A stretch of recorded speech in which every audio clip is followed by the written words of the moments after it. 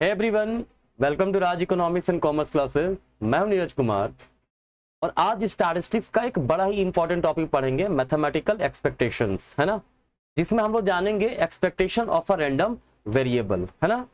देखिए, last class में मैंने बताया था आप लोगों को अबाउट रैंडम वेरिएबल, है ना, and probability distribution of random variable.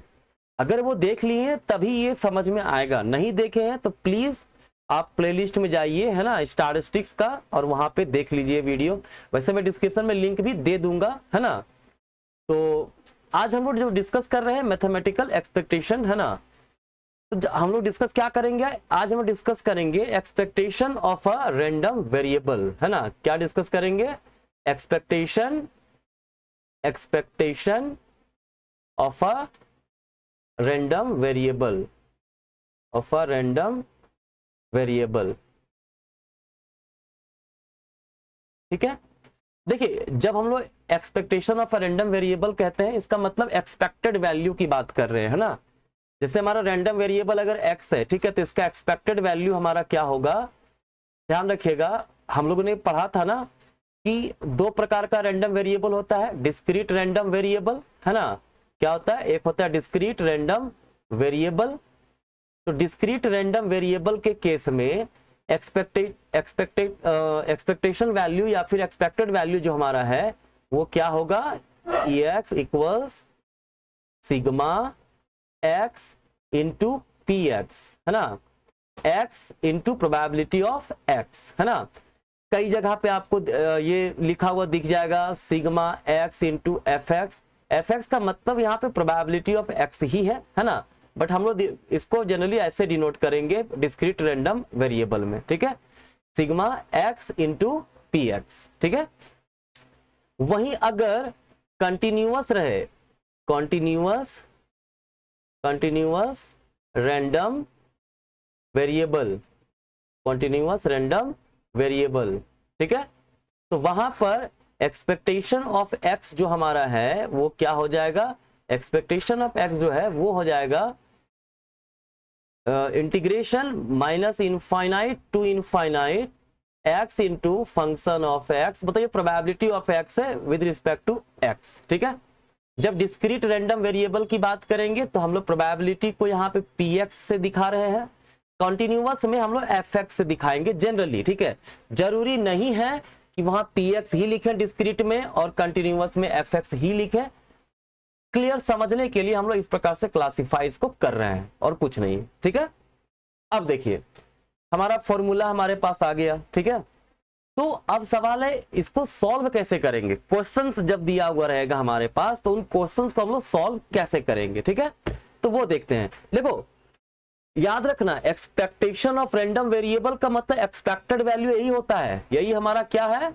यही हमारा एक्सपेक्टेड वैल्यू भी कहीं लिखा हुआ रहेगा, समझ जाना, यही है एक्सपेक्टेड वैल्यू, है ना। अगर मीन वैल्यू लिखा हुआ तो मीन वैल्यू भी यही है, यही मीन वैल्यू होता है, ठीक है। तो don't be confused with expected value, mean value and expectation of random variable, all are same. Clear? चलिए क्वेश्चन देखिए, यहाँ पे बड़ा अच्छा क्वेश्चन दिया हुआ है। Suppose that a game is to be played with a single die assumed fair, है ना, एक सिंगल डाई है वो फेयर माना जाता है, उसका गेम खेल रहे हैं।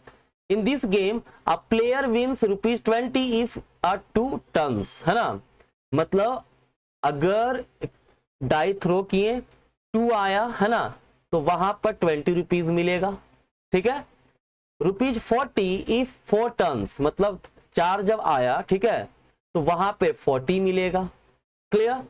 लॉसेस 30 इफ 6 टर्न्स, है ना, मतलब क्या हो रहा है, अगर 6 आया तो 30 जो है लॉस होगा, 30 को माइनस में लिख देते हैं, है ना। while the player neither wins or nor losses if any other face turns up, मतलब 0 आता, मतलब 1 आता हो डाई में, 3 आता हो, 5 आता हो, तो वहां पे ना तो विन ना तो लॉस, मतलब 0, ठीक है। तो यहां पर देखिए क्या होगा, समझिए, है ना। जो भी विन और लॉस है मान लेते हैं उसको हम लोग रैंडम वेरिएबल, क्या है, विन और लॉस क्या मान लेते हैं? रैंडम वेरिएबल, ठीक है। अगर एक डाई थ्रो किए, डाई थ्रो करने पे क्या कह सकता है? 1 2 3 4 5 6, यही 6 चीजें आ सकता है।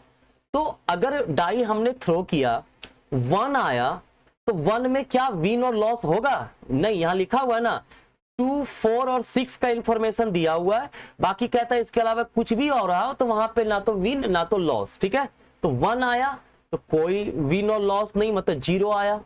ठीक है, अगर 2 आया तो 2 पे कितना विन हुआ? 20 का विन हुआ है। ठीक है, तो इसको प्लस में लिखते हैं 20। 3 आया तो यहां पर भी 0 है ना। 4 आया तो वहां पे 40 मिल रहा है। 5 आया तो फिर से 0। 6 आया तो माइनस वहां पे 30 मिल रहा है ना। एक्स हमारा क्या है? अमाउंट ऑफ विन और लॉस। ठीक है, अब इसका प्रोबेबिलिटी क्या होगा भाई? 0 कब आएगा? जब हम लोग डाई थ्रो किए 1 आया। 1 आने का प्रोबेबिलिटी क्या है? 1/6 है। फिर 2 पर 20 मिल रहा है, 2 आने का प्रोबेबिलिटी क्या है? 1/6 है। 3 पे 0 आ रहा है तो 3 आने का चांसेस क्या है? 1/6 है। 4 आने का चांस 1/6, फिर 5 में 0 तो 1/6, यहां पर भी 1/6। ठीक है, सिंपल प्रोबेबिलिटी है ये, है ना। अब देखो हमारा क्या था एक्सपेक्टेशन वैल्यू, क्या था हमारा भाई? ये था sigma x into P x. ठीक है, क्या हो जाएगा? डायरेक्टली सॉल्व कर दे रहे हैं। 0 into 1/6 plus 20 into 1/6 plus 0 into 1/6 plus 40 into 1/6 plus 0 into 1/6 minus 30 into 1/6। क्या होगा? ये 0 खत्म हो गया हमारा, यहां पे कैंसल कैंसल कैंसल। क्या आएगा? 20/6 प्लस 40/6 माइनस 30/6। क्या होगा? 60 में 30 गया, 30/6 मतलब 5 हमारा आ गया। ठीक है, मतलब हमारा जो एक्सपेक्टेड यहां पे वैल्यू आया वो कितना आया? 5 आया है। ठीक है, ये याद रखिएगा। मतलब a player can expect to win $5, है ना, अगर गेम हमारा फेयर हो। ऑन एन एवरेज कितना विन करने का चांसेस है? $5। ठीक है, ये क्वेश्चन हो गया। इस तरह से हम निकालेंगे हम लोग expected value.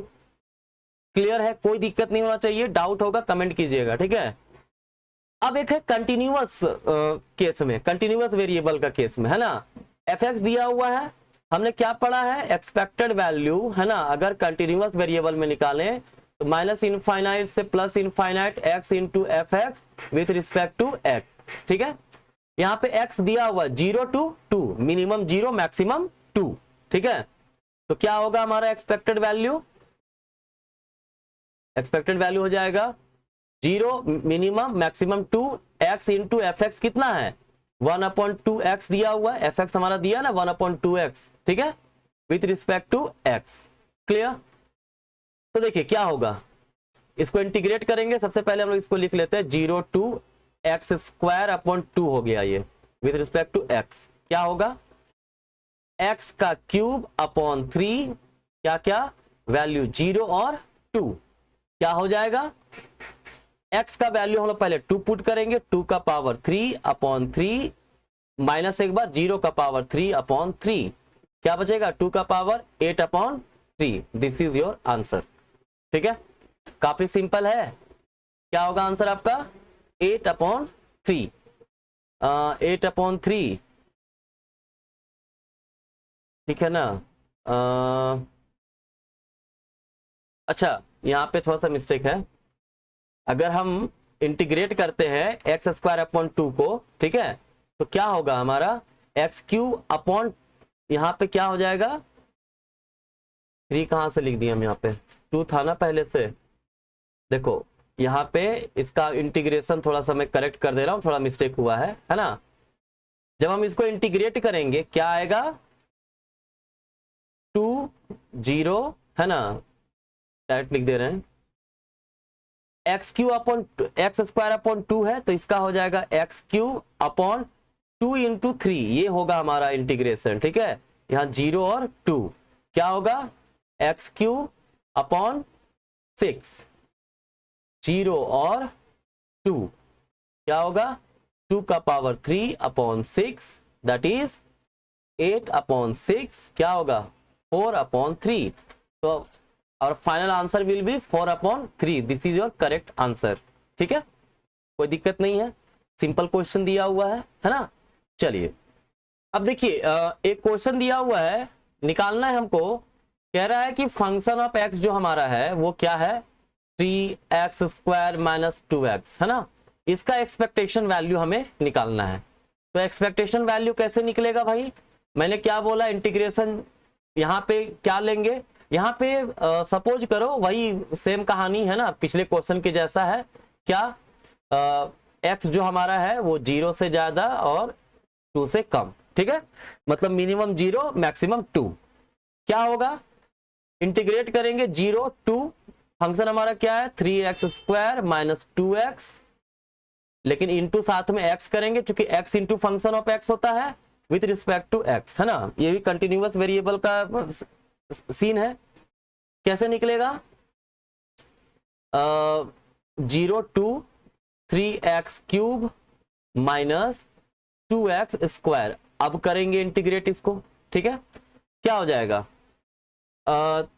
3x cube upon 4 upon x का पावर 4 हो जाएगा ना, x का पावर 4 अपॉन 4 माइनस 2x का पावर 3 अपॉन 3, वैल्यू क्या क्या 0 और 2।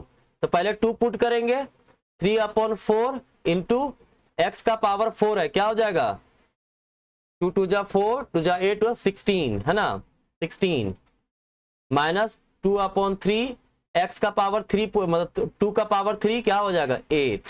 ठीक है, अगर 0 पुट करेंगे माइनस करके 0 इसको पुट, तो ये तो पूरा का पूरा 0 ही हो जाएगा क्योंकि x दोनों में है, तो 0 पुट नहीं करते हैं है ना। इंटीग्रेशन आप लोग को आता होगा आई होप है ना। तो क्या हो जाएगा 16 इसको कट करेंगे 4 आएगा 12 माइनस 16 अपॉन 3 क्या हो जाएगा 36 माइनस 16 मतलब 20 upon 3। This is your answer.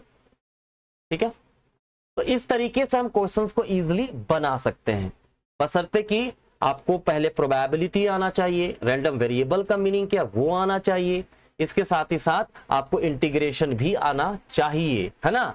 अगर आप इंटीग्रेशन नहीं पता है आपको तो मेरा मैथमेटिकल इकोनॉमिक्स का प्लेलिस्ट में जाइए, वहां पे आपको इंटीग्रेशन मिल जाएगा। ठीक है, अब है सम थ्योरम्स ऑन एक्सपेक्टेशंस। कुछ थ्योरम्स हैं, क्या क्या है, कहता है if C is any constant then expectation of C क्या हो जाएगा। जैसे मान लीजिए 5 एक कांस्टेंट है, अगर हम expectation 5 into random variable x करें तो क्या करेंगे 5 को बाहर मल्टीप्लाई कर देंगे और एक्सपेक्टेशन ऑफ x हम लोग निकालेंगे, आंसर हमारा वही होगा।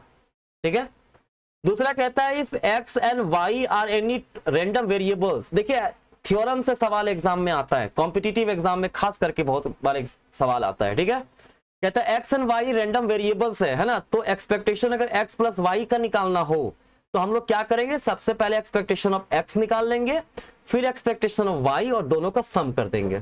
ठीक है, नेक्स्ट है if x and y are independent random variable. Independent का मतलब x के कारण y अफेक्ट नहीं हो रहा, y के कारण x अफेक्ट नहीं हो रहा। ठीक है, तो ऐसे सिचुएशन में expectation of x into y it will be equal to expectation of x into expectation of y।